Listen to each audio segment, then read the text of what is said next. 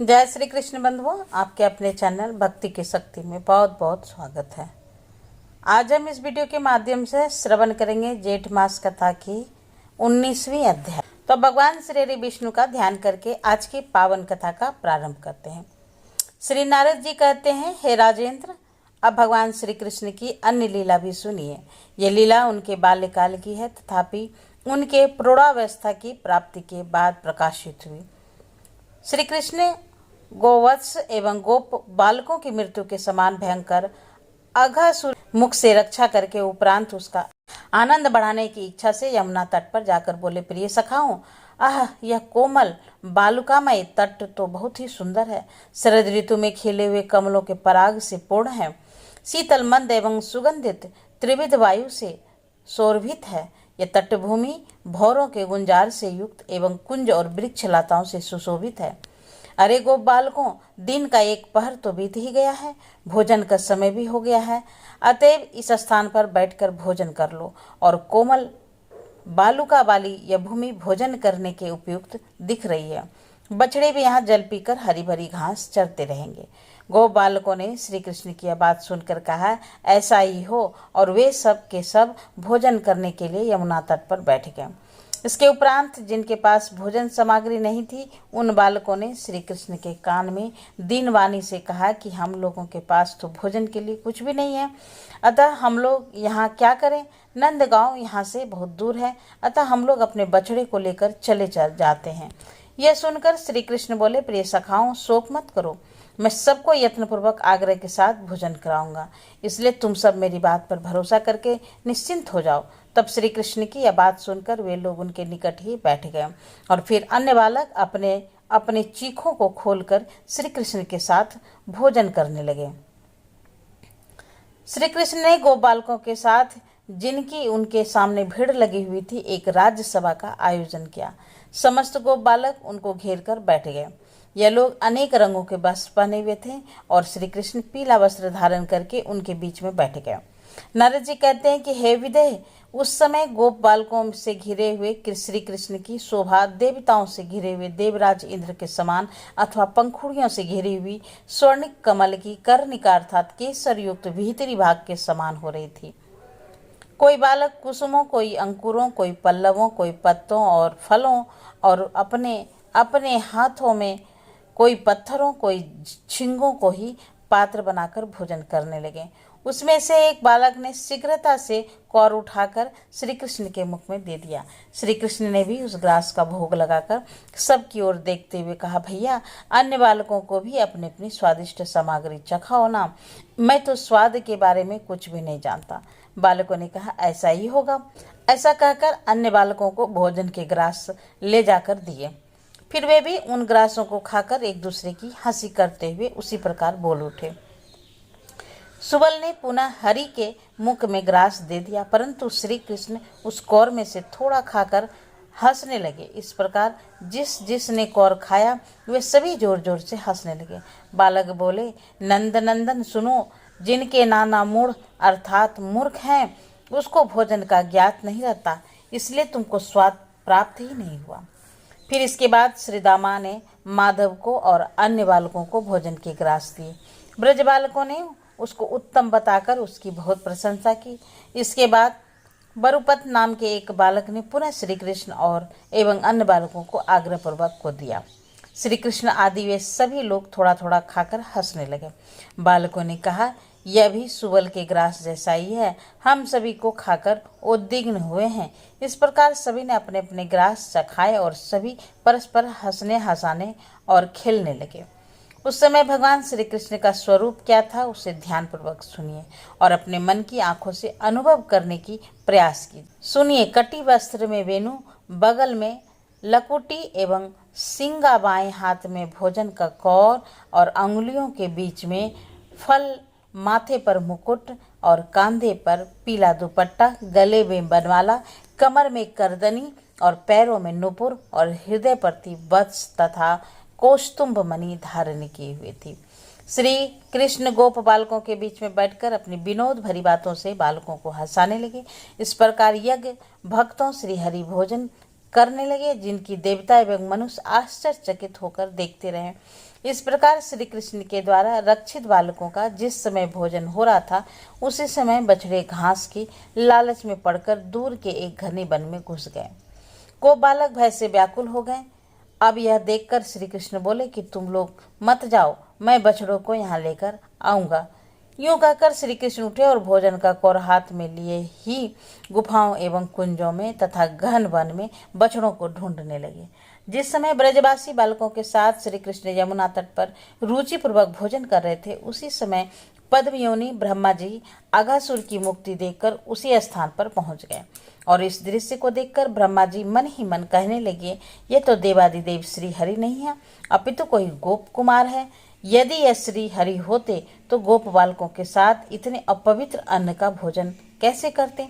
हे राजन, ब्रह्मा जी परमात्मा की माया से मोहित होकर बोल गए।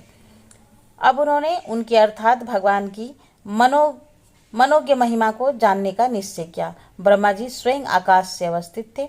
इसके उपरांत अघासुर उद्धार की लीला के दर्शन से चकित होकर समस्त गायों, बछड़ों तथा गोप बालकों का हरण करके वे अंतर्ध्यान हो गए। श्री नारद जी कहते हैं कि श्री कृष्ण गोवंशों को ना पाकर यमुना किनारे आए, परंतु वहां गोप बालक भी नहीं दिखाई दिए। बछड़ों और वत्सपालों अर्थात दोनों को ढूंढते समय उनके मन में आया कि यह तो ब्रह्मा जी का कार्य है। तदंतर अखिल विश्व विधायक श्री कृष्ण ने गायों और गोपियों को आनंद देने के लिए लीला से ही अपने आप को दो भागों में विभक्त किया। अब वे स्वयं एक भाग में रहे और दूसरे भाग में समस्त बछड़े और गोप बालकों की सृष्टि की। उन लोगों ने जैसे शरीर, हाथ, पैर आदि थे, जैसी लाठी, सिंगा आदि थे, जैसे स्वभाव और गुण थे, जैसे आभूषण और वस्त्र आदि थे, भगवान श्री हरि ने अपने श्री विग्रह से ठीक वैसी ही सृष्टि उत्पन्न करके यह प्रत्यक्ष दिखला दिया कि अखिल विश्व विष्णुमय है। और श्री कृष्ण ने खेल में ही आत्म स्वरूप गोप बालकों के द्वारा आत्म स्वरूप गोत्सवों को चराया और सूर्यास्त होने पर उनके साथ नंदालय में पधारे। वे बछड़ों को उनके अपने अपने गोष्ठों में अलग अलग ले गए और स्वयं उन गोप बालकों के वेश में अन्याय दीनों की भांति उनके घरों में प्रवेश किया। गोपियां बंसी ध्वनि सुनकर आदर के साथ शीघ्रता से उठी और अपने बालकों को प्यार से दूध पिलाने लगी। गाय भी अपने अपने बछड़ों को निकट आया देखकर रंभाती हुई उनको चाटने और दूध पिलाने लगी। आह, गोपियां और गाय श्री हरि की माता बन गई। गोप बालक एवं गोत्सव स्नेहाधिक्य के कारण पहले की अपेक्षा चौगुने अधिक बढ़ने लगे। गोपियां अपने बालकों को उपटन, स्नान आदि के द्वारा स्नेह में सेवा करके तब श्री कृष्ण के दर्शन के लिए आई। इसके बाद अनेक बालकों का विवाह हो गया। अब श्री कृष्ण स्वरूप उनके पति उन बालकों के साथ करोड़ों गोप वधुएं प्रीति करने लगी। इस प्रकार वत्स पालन के बहाने अपनी ही आत्मा द्वारा रक्षा करते हुए श्री हरि को 1 वर्ष बीत गया। एक दिन बलराम जी गौचारण करते हुए वन में पहुंचे। उस समय तक ब्रह्मा जी द्वारा वत्सों एवं वत्सपालों का हरण हुए 1 वर्ष पूर्ण होने की केवल 5-6 रात्रियां ही शेष रही थी। उस वन में स्थित पहाड़ी की चोटी पर गाय चर रही थी। दूसरे से बछड़ों को घास चरते देखकर वे उसके निकट आ गई और उनकी चाटने तथा अपना अमृत तुल्य दूध पिलाने लगी। नारद जी कहते हैं कि हे राजन, गोपों ने देखा कि गाय बछड़ों को दूध पिलाकर स्नेह के कारण गोवर्धन की तलहटी में ही रुक गई है। तब वे अत्यंत क्रोध में भरकर पहाड़ से नीचे उतरे और अपने बालकों को दंड देने के लिए शीघ्रता से वहां पहुंचे। परंतु निकट पहुंचते ही स्नेह के वशीभूत होकर गोपों ने अपने बालकों को गोद में उठा लिया। युवक अथवा वृद्ध सभी के नेत्रों में स्नेह के आंसू आ गए और वे अपने पुत्र पौत्रों के साथ मिलकर वहां बैठ गए। संकर्षण बलराम ने इस प्रकार जब गोपों का प्रेम परायण देखा, तब उनके मन में अनेकों प्रकार के संदेह उठने लगे। उन्होंने मन ही मन कहा, ओह, प्राय 1 वर्ष ब्रज में क्या हो गया है, वह मेरी समझ में नहीं आ रहा है। दिन प्रतिदिन सबके हृदय का स्नेह अधिक बढ़ता जा रहा है। क्या यह देवताओं, गंधर्वों या फिर राक्षसों की माया है? अब मैं समझाता हूँ कि यह मुझे मोहित करने वाली कृष्ण की माया से भिन्न और कुछ नहीं है। इस प्रकार विचार करके बलराम जी ने अपने नेत्र बंद कर लिए और देवी चक्षु से भूत, भविष्य तथा वर्तमान को देखा। बलराम जी ने समस्त गोवत्स एवं पहाड़ की तलहटी में खेलने वाले गोप बालकों को वंशी नेत्र, विभूषित मयूर पीक्ष धारी श्याम वर्णमणि समूहों एवं नंजा फलों की माला से शोभित कमल एवं कुमुदनी की मालाएं, दिव्य पगड़ी एवं मुकुट धारण किए हुए कुंडलों एवं अलकावली से सुशोभित शरदकालीन कमल सदृश नेत्रों से निहार का आनंद देने वाले करोड़ों कामदेवों की शोभा से संपन्न नासिका स्थित मुक्ताभरण से अलंकृत सीख शेख आभूषण से युक्त दोनों हाथों में आभूषण धारण किए हुए पीला वस्त्र धारण किए हुए मेखला कड़े और नुपुर से शोभित करोड़ों बाल रवियों की प्रभा से युक्त और मनोहर देखा। बलराम जी ने गोवर्धन से उत्तर की ओर एवं यमुना जी के दक्षिण की ओर स्थित वृंदावन में सब कुछ कृष्णामय ही देखा।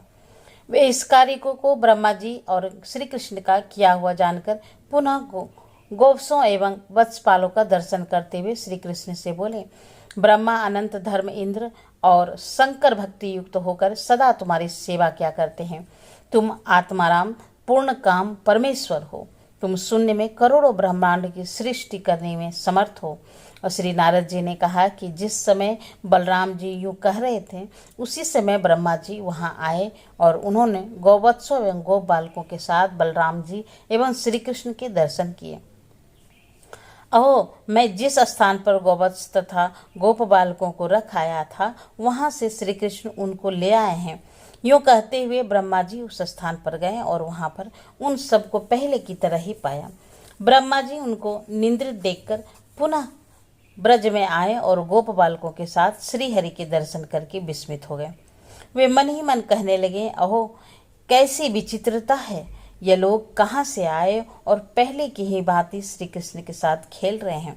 यह सब खेल करने में मुझे एक त्रुटि अर्थात क्षण जितना काल लगा, परंतु इतने में एक भूलोक में 1 वर्ष पूरा हो गया।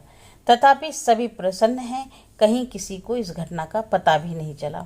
इस प्रकार से ब्रह्मा जी मोहातीत विश्व मोहन की मोहित करने गए, परंतु अपनी माया के अंधकार में वे स्वयं अपने शरीर को भी नहीं देख सके। गोपालकों के हरण से जगतपति की तो कुछ हानि हुई नहीं, अपितु श्री कृष्ण रूप सूर्य के सम्मुख ब्रह्मा जी जुगनू से दिखने लगे। ब्रह्मा के इस प्रकार मोहित एवं जड़ीभूत हो जाने पर श्री कृष्ण ने कृपा पूर्वक अपनी माया को हटाकर उनको अपने स्वरूप का दर्शन करवाया। भक्ति के द्वारा ब्रह्मा जी को ज्ञात का नेत्र प्राप्त हुआ। उन्होंने एक बार गोवत्स एवं गोप बालकों सबको श्री कृष्ण रूप में देखा। हे राजन, ब्रह्मा जी ने शरीर के भीतर और बाहर अपने सहित संपूर्ण जगत को विष्णु में देखा। इस प्रकार दर्शन करके ब्रह्मा जी को जड़ता तो प्राप्त होकर निश्चय हो गया। ब्रह्मा जी को वृंदा देवी द्वारा और अधिष्ट वृंदावन में जहाँ तहाँ दिखने वाली भगवान की महिमा देखने में असमर्थ जानकर श्री हरि ने माया का पर्दा हटा लिया। तब ब्रह्मा जी ने नेत्र पाकर निंद्रा में जगे हुए की भांति उठकर अत्यंत कष्ट से नेत्र खोलकर अपने शहीद वृंदावन को देखने में समर्थ हुए। वहां पर वे उसी समय एकाग्र होकर 10 दिशाओं में देखने लगे और बसंत कालीन सुंदर लताओं से युक्त रमणीय श्री वृंदावन का उन्होंने दर्शन किया। वहां बाघ के बच्चों के साथ मृग शावक खेल रहे थे। बाज और कबूतर में नेवला और सांप में जहां जन्मजात वैभव नहीं था। ब्रह्मा जी ने देखा कि एकमात्र श्री कृष्ण ही हाथ में भोजन का कौर लिए हुए प्यारे गोवत्सों को वृंदावन में ढूंढ रहे हैं और गोकुलपति साक्षात श्री हरि को गोपाल वेश में अपने को छुपाए हुए देखकर तथा यह साक्षात श्री हरि हैं, यह पहचान कर ब्रह्मा जी अपनी करतूत को स्मरण करके भयभीत हो गए। हे राजन, उन चारों ओर प्रज्वलित दिखने वाले श्री कृष्ण को प्रसन्न करने के लिए ब्रह्मा जी अपने वाहन से उतरे और लज्जा के कारण उन्होंने सिर नीचा कर लिया। वे भगवान को प्रणाम करते हुए और प्रसन्न हो यह कहते हुए धीरे धीरे उनके निकट पहुंचे। यूं भगवान को अपनी आंखों से झड़ते हुए हर्ष के आंसू का अर्घ देखकर दंड की भांति वे भूमि पर गिर पड़े। भगवान श्री कृष्ण ने ब्रह्मा जी को उठाकर आश्वस्त किया कि और उसका इस प्रकार स्पर्श किया जैसे कोई प्यारा अपने प्यारे को स्पर्श करते हैं। तत्पश्चात वे सुधाक्त दृष्टि से उसी सुंदर भूमि पर दूर खड़े हुए देवताओं की ओर देखने लगे। तब वे सभी उच्च स्वर से जय जयकार करते हुए उनका स्तवन करने लगे, साथ साथ प्रणाम भी करने लगे। श्री कृष्ण की दया दृष्टि पाकर सभी आनंदित हुआ और उनके प्रति आदर से भर गए। ब्रह्मा जी ने भगवान को उस स्थान पर देखकर भक्ति युक्त मन से उन्हें हाथ जोड़कर प्रणाम किया और रोमांचित होकर दंड की भांति वे भूमि पर गिर पड़े। पुनः वे गदगद वाणी से भगवान का स्तवन करने लगे। और आज की कथा यहीं पर समापन करती हूँ। आज की कथा आपको कैसी लगी कमेंट कीजिए, और अच्छी लगी है तो लाइक कीजिए, शेयर करना तो बिल्कुल भी नहीं भूलिए। तो फिर मिलते हैं नए वीडियो में नई जानकारी के साथ। तब तक के लिए नमस्कार। Thanks for watching.